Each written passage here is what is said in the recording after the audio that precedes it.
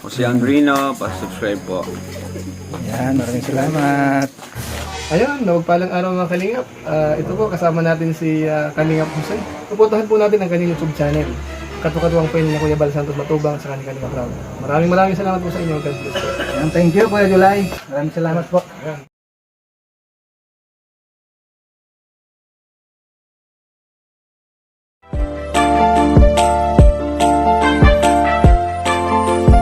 Siya ang makakasama nyo at magiging katuwang aalali sa mga nangangailangan.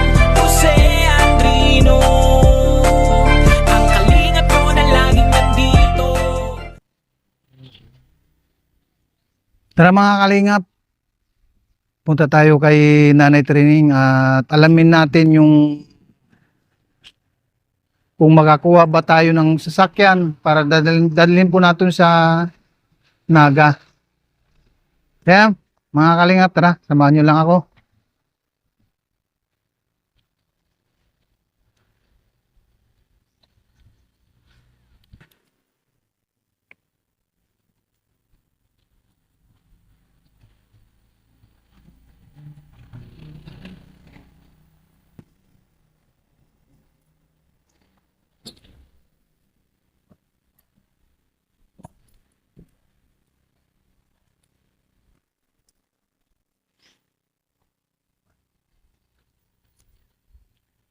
Tao po. Nay. Tao po. Papasok na ako sa mahiwagang pinto.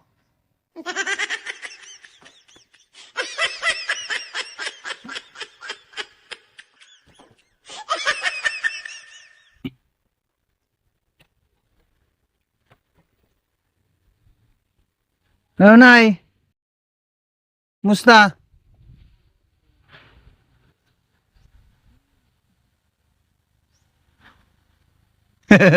ano, ano nangyari? Ano nangyari sa iyo? Ay. Masakit ang mata mo. Palitan natin yung mata ng pusa. Punta tayo na sa ano? Maghanap tayo ng sasakyan para ipa-check up namin kayo. Anong wagda lang? Pati na rin si Ate Glinda, sama natin. Hindi muna. Bakit? Bakit hindi muna ngayon? Ano? Marami pang Maraming orang tao dito. kailan kailan pa tayo pupunta? Pag mayroon ng tao dito. Mayroon naman si Tinay. Hindi pwedeng walang kasama niya. Pag yung walang kasama, pag walang lalamang gawin kasi yung ganyan, No. na pag nagkapasakit na ganyan, pag walang kasama, hindi niya alam kung anong gagawin. Paano gawin natin ngayon? Wag na. Anong gagawin natin kailangan na may pa-check up kayo, pati si Ate Glinda.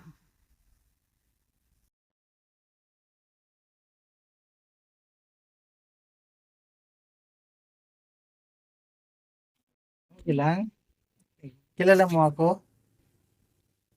Ate Glinda. Kilala mo ako, Ate Glinda?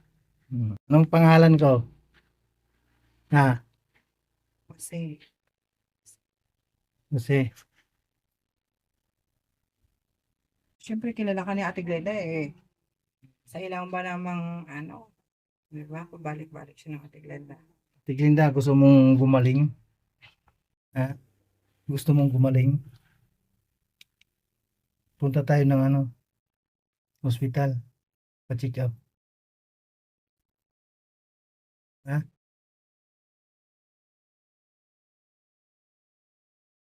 Sama natin si nanay. Si Tina, isama rin natin. Sila ang mga kasama mo. Okay lang sa'yo na, Ate Glinda, ano? Mayroon kang tali. Bakit nakalagay mo ng tali? Yung buhok mo.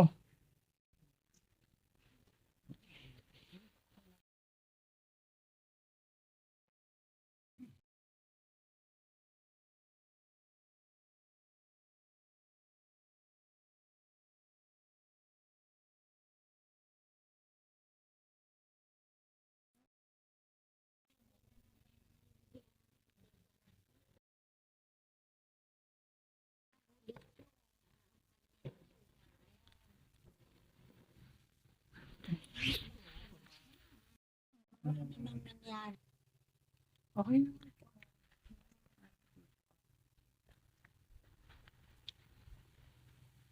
Di kailan natin ay dadalhin sa ano sa Naga.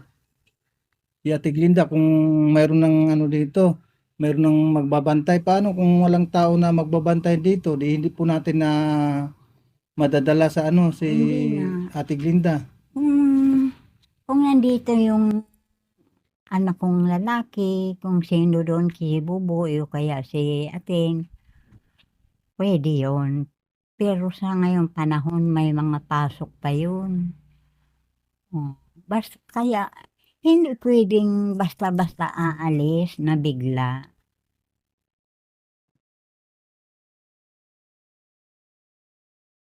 Ikaw na kung ano. Paano yung paano natin makontak yung mga anak mo sa ano pa? Sa bakasyon pa. May number ako dyan. Mayroong number mo. May number ka doon? Kanino? Kay Sa dalawa kong anak na lalaki, pati kay Annalie. Camarines. si Anali ang mabilis na kontakin kasi nasa Kamusor lang siya. Mm. Paano yung dalawa? Yung dalawa na malayo na sa Tugigaraw. Bigaraw City. May pasok pa rin yung anak ni Annalie. Yung asawa niya, biyahing Baguio. Kung saan ano yung tinadala niya. Hindi basta-bastang bigla-bigla. Dahil maraming problema nangyayari.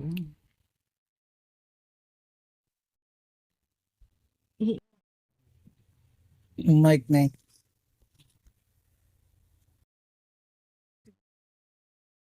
Ano yung pag-isama niyan? Magwawala yan eh.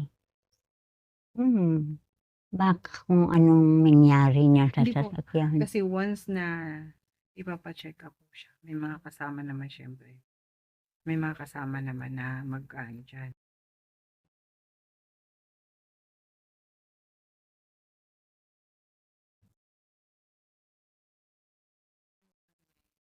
Gumaling siya. Yun Oo lang. nga sana, pero parang nahihirapan ng pag-iisip ko. Kaya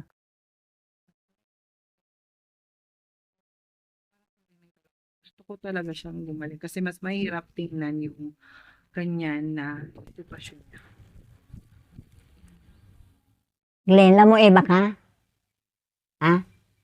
Okay, ate? Sasama ka?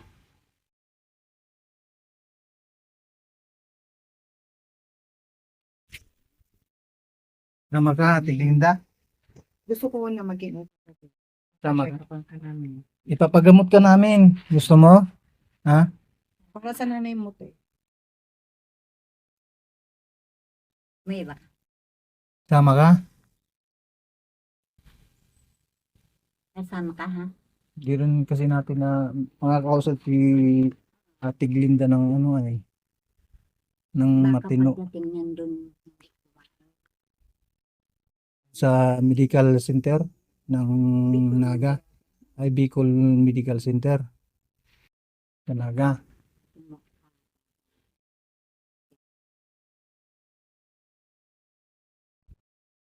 Wala siyang ginagawa, no?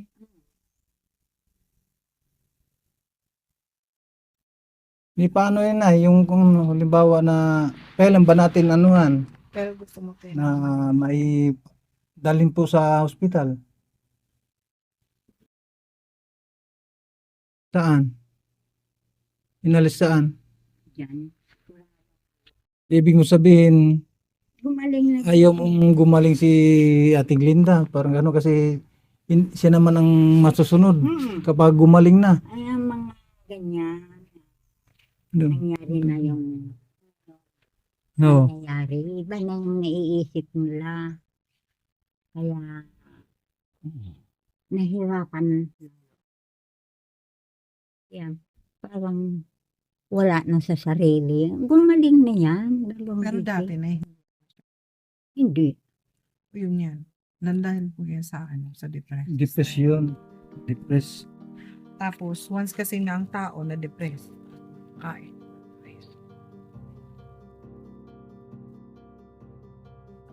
Hiling ko. Okay ba sa'yo? Tama ka? Sama ka sa amin. Wala kang mag-isa. Hindi ako kasama. Ayun naman kasi iwanan dito ni nanay. Oo. Hindi ko Baka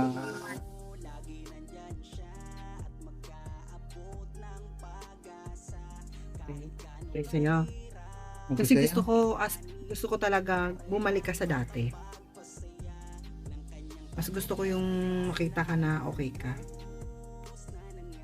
Ay kung sakaling halimbawa na gumaling kahit ano-ano ang kukunin niya. Hindi po. Pag once na gumagaling na po ang isang tao na nasa tamang nasa tamang pag-iisip. oras ng pagkain, nasa Oo. tamang tulog, tapos hindi siya nade-depress, hindi siya yung nag-iisip ng okay. Tiwala ka lang tayo. Kasi hindi naman sa lahat ng oras na okay ka. Tignan mo yung video mo nung last yan. Doon, nakita ko talaga yung video niya doon na talaga masakit. Ganyan. May edad ka Hindi sa na. lahat ng oras nakakalakad ka, hindi sa lahat ng oras malakas ka. Hindi pwede akong magpasya ng ako lang. Kailangan malalaman ng mga anak ko. Opo, Mm. gagawin natin yun ay. Kontakin natin yung mga anak mo. Pero dapat ikaw din naman yun.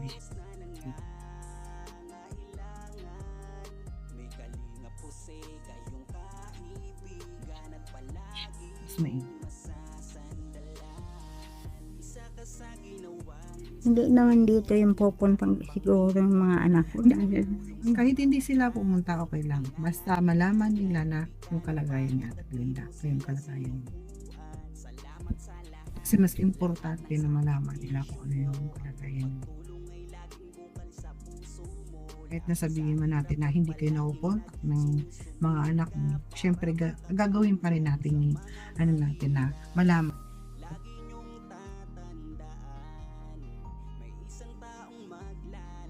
Tignan. Tama ka sa amin. Ipapagamot namin. Pagamot kita.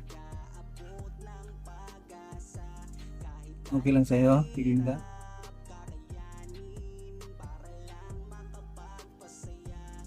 Para hindi ka na mag-isip-isip kung ano yung isip mo.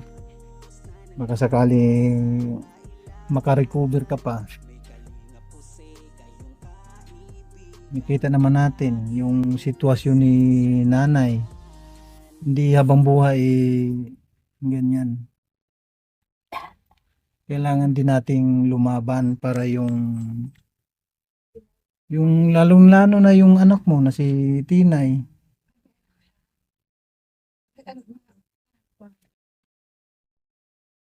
Magpakatatag ka lang, Ate Glinda.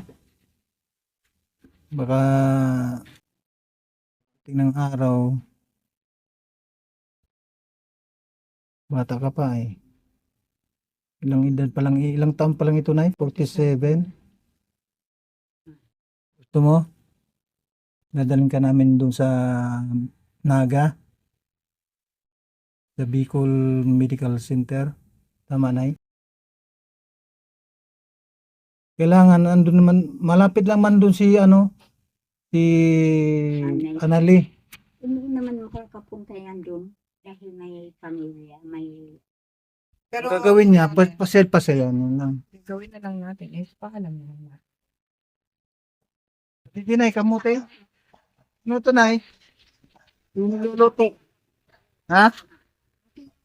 nalaman yung ba, yung manok, nandiyan, luto na. Ano Hindi yan? ko man ako kumakain nun. Ah, okay. Masarap to, Nay. Kamote. Kamote yung baging. Hindi, yung Ano? laman, Ah, okay. linagyan ko ng isda, Opo. kinatanin. Kasi yung inadobo ko at saka nandyan, silang dalawang kumakain. Oo, silang dalawa. Hindi naman ako kumakain nun eh. Nandiyan pa rin. Mamaya ay pag may oras pa magluto ako ng karning baboy, adobo ko. Dadalhin ko na dito na luto, Nay. Nay. Dadalhin ko dito, luto na yung adobo. Oo.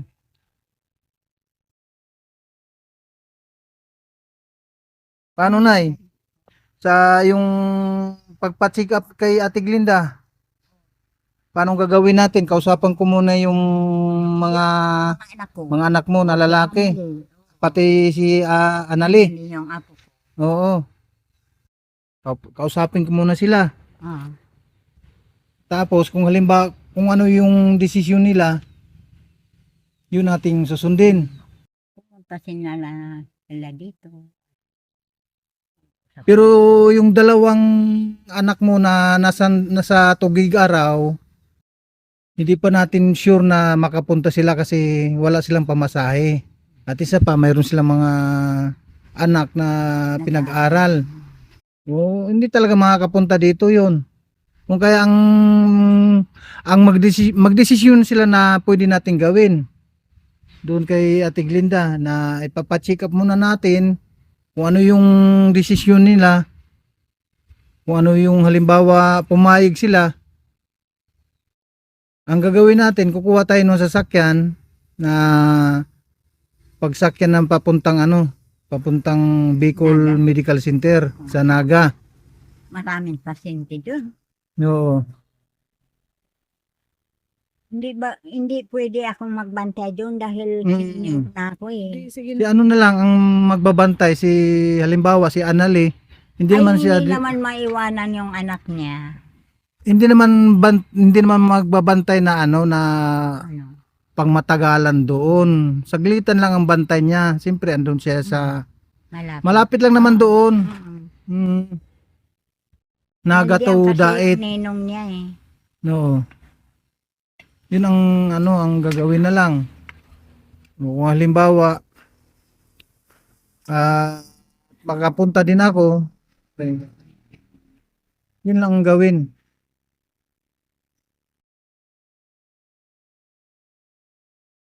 Kung maaari nga lang sana, kung mayroong gamot talaga na na pampakalma sa kanya, na yung gamot na ano ba yung gamot na binibigay para sa pag-iisip niya ba? O sa utak niya, iba rin yun. Ang gamot niyan, Sirinip at saka Proma. Si Rinis, Pan-injection. oo. Saka Proma. Mayroon pang isa, nakalimutan ko na. Ano yung Proma? Tablita? Hindi.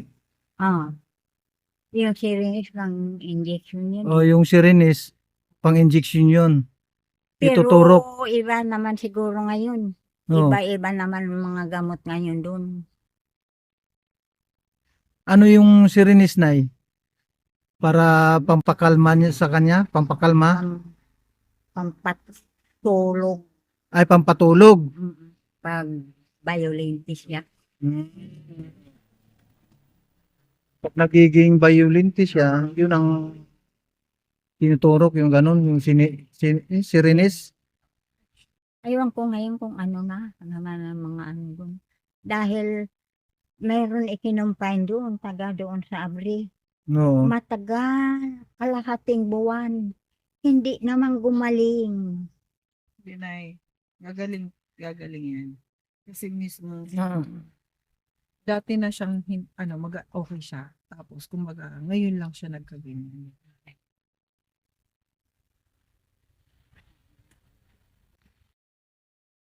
Ganun lang ang gawin natin, Nay. Tawagan ko muna yung mga anak mo para maiayos po natin. Ano po, bago kami gagawa ng mukbang. Ang gagawin namin, pag pumayag yung mga anak mo, Nay, siyempre ang gagawin po namin ay babalik dito para kukuha tayo ng ng sasakyan. Huwag mong isipin na yung yung bayad. Dadala siya ng gamit, mga komo. O magdala siya ng mga gamit sa pagpinsan.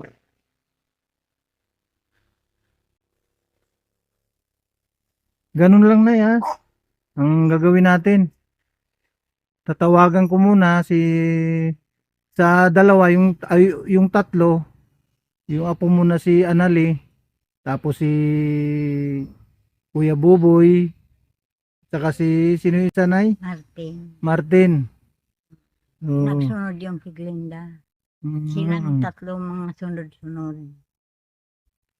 Ganun na lang ang gagawin po natin. Wala na tayong ibang choice eh. Kundi papayagan na pagpaalam muna tayo sa anak mo kung anong desisyon nila. Kasi hindi ayaw naman na Pwedeng iwan talaga dito. na mayroong dito na walang maiwan. Ano si Tina yan eh. Mahirap. So ganun lang po, Nay, ha? Opo.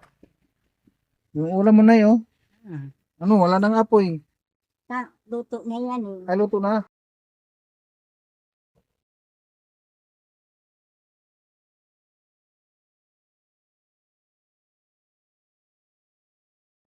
Yung ulam nila na manok. Isa ko ng Naglinis ka ng? yun. Kanina. Dyan? Oo. Oo.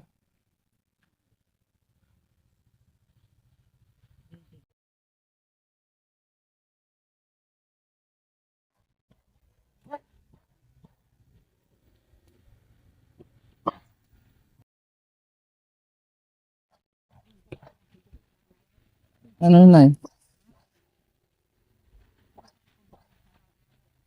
Anong gagawin mo doon? Bibigay ko ito sa kanya. Saging. Kinain ng daga o. Kinutkot na. Pinaliw niya ko. Meron pa doon sa isang passion. Lalaki pala, ano? Ano ito? Oo. Lapit na mahinog yan. Oo. Lapondan. Special na siya. Kaya nga. Mamahaling saging, Nay? Bilhin ko lang, Nay. Bibigyan na lang. Ha? Bibigyan kita. Bibigyan mo lang ako? Ilagay natin sa silupin. Ayan o. Meron pa dito. Bibigyan ko kayo. O yan.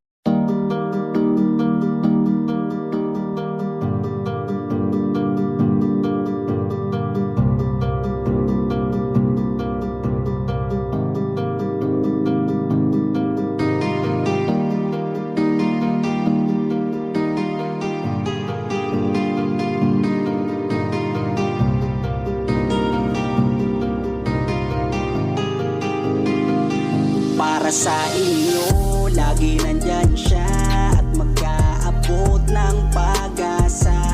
Kahit gaano kahirap, kakayanin para lang makapagpasaya ng kanyang kababayan na lubos na nangangailangan.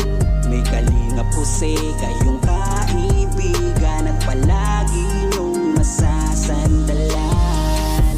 Minsan di nagdalawang isip na tumulong. Kung kinakailangan nandyan siya at hindi umuurong. Basta para sa inyo kahit maputi kang daan, hindi niya alintana para lang makapaglaan, makapagpasaya ng mga taong nalulumbay. Nandyan siya at magbibigay ng kulay. May kalinga pusi kayong masasandalan at kayo ay tutulungan. Kaya huwag kang mag-aalala, meron kayong masasandalan. Siya si Kalinga. Para sa inyo, lagi nandyan siya at mag-aabot ng pag-asa. Kahit gaano kahirap kakayanin para lang makapagpasaya ng kanyang kababayan na lubos na nangangailangan. May kalinga pusi kayong kaibigan at palagi niyong masasandalan. Isa ka sa ginawang instrumento ng ating Panginoon upang tumulong sa mga taong nangangailangan. Di ka napagod at di mo sila sinukuan. Salamat sa lahat ng sakripisyo mo. Ang iyong pagtulong ay laging bukal sa puso mo. Laki sa hirap at palaging nagsusumika para makatulong sa mga mahirap. Lagi niyong tatandaan, may isang taong maglalaan ng tulong sa mga mahirap. Di mapapagod kahit na para sa inyo, lagi nandyan siya at mag-aabot ng pag-asa. Kahit gaano kahirap kakayanin para lang makapagpasaya ng kanyang kababayan na lubos na nangangailangan. May kalinga pusi kayong kaibigan at palagi niyong masasandalan.